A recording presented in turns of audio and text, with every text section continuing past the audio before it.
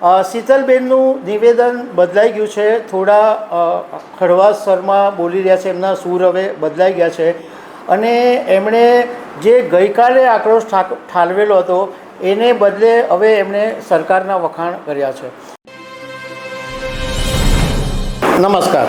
પહેલગામની જે ઘટના બનેલી અને એમાં સુરતના શૈલેષભાઈ કડથિયાએ જીવ ગુમાવેલો એ પછી જ્યારે એમની અંતિમ યાત્રા નીકળી ત્યારે એમના પત્ની શીતલબેન કડથિયાએ જે આક્રોશ ઠાલવેલો એની ચર્ચા સોશિયલ મીડિયામાં જબરજસ્ત થઈ અને લોકોએ એમની વાત સાચી પણ કહી, એમની પ્રશંસા કરી કે આ બેને બોલવાની હિંમત કરી.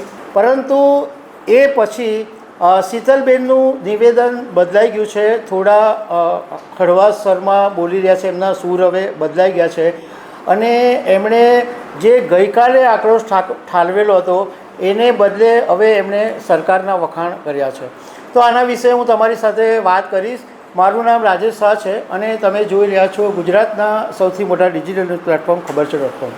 શૈલેષભાઈ કડથિયાની અંતિમ યાત્રા જ્યારે નીકળી ત્યારે કેન્દ્રીય જળશક્તિ મંત્રી CR પાટીલ એ અંતિમ યાત્રામાં જોડાયા હતા અને તે વખતે શૈલેષભાઈના પત્ની શીતલબેને જબરજસ્ત આક્રોશ ઠાલવેલો હતો અને એમણે જે કીધેલું એ વાતો બધાને ખબર જ છે, પરંતુ શોર્ટમાં હું તમને કહી દઉં કે શીતલબેને એવું કીધેલું હતું કે તમારો VIPઓનો જીવ એ જીવ છે અને અમારા ટેક્સપેયરનો જીવ એ જીવ નથી.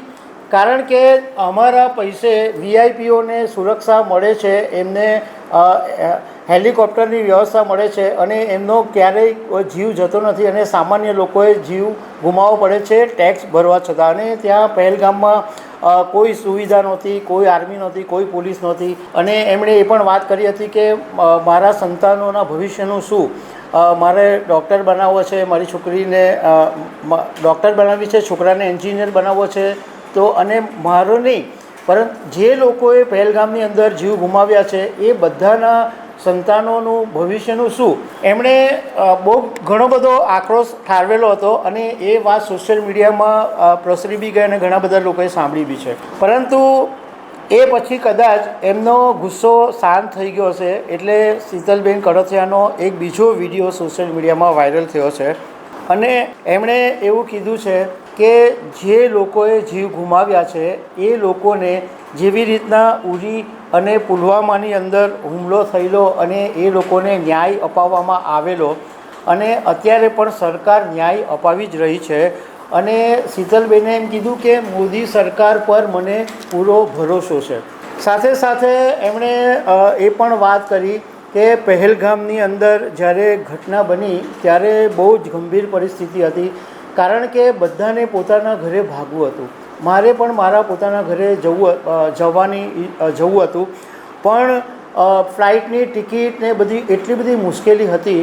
પરંતુ અહીંયાની જે સરકાર છે એમાં જે નેતાઓ છે CR પાટીલ, જો કે એમણે CR પાટીલને બદલે વિડીયોની અંદર CR પટેલ બોલ્યા છે પણ એમનો કહેવાનો મતલબ CR પાટીલ હતો અને હર્ષ સંઘવી, આ બે નેતાઓએ અમને બહુ જ મદદ કરી અને એને કારણે અમે સુરત પહોંચી શક્યા એવું શીતલબેન કડથિયાએ નિવેદન આપ્યું. હવે શીતલબેનનું જે નિવેદન છે એ અચાનક કેમ બદલાયું એના વિશેની જે સાચી વાત છે એ તો શીતલબેન જ કહી શકે.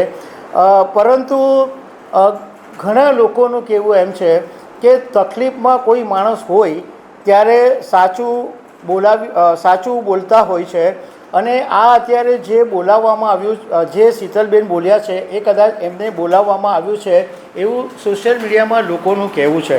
પણ વાત જે હોય તે પણ એમનો કદાચ ગુસ્સો શાંત થઈ ગયો હોય અને એમને પછી સમજાયું પણ હોય કે આવી રીતના બોલવાથી કોઈ સોલ્યુશન નથી આવવાનું, તો એના કારણે પણ એમને નિવેદન આપ્યું હોઈ શકે છે. તો દર્શક મિત્રો, આવી અનેક વાતો સાથે અમે તમને મળતા રહીશું. Thank you very much.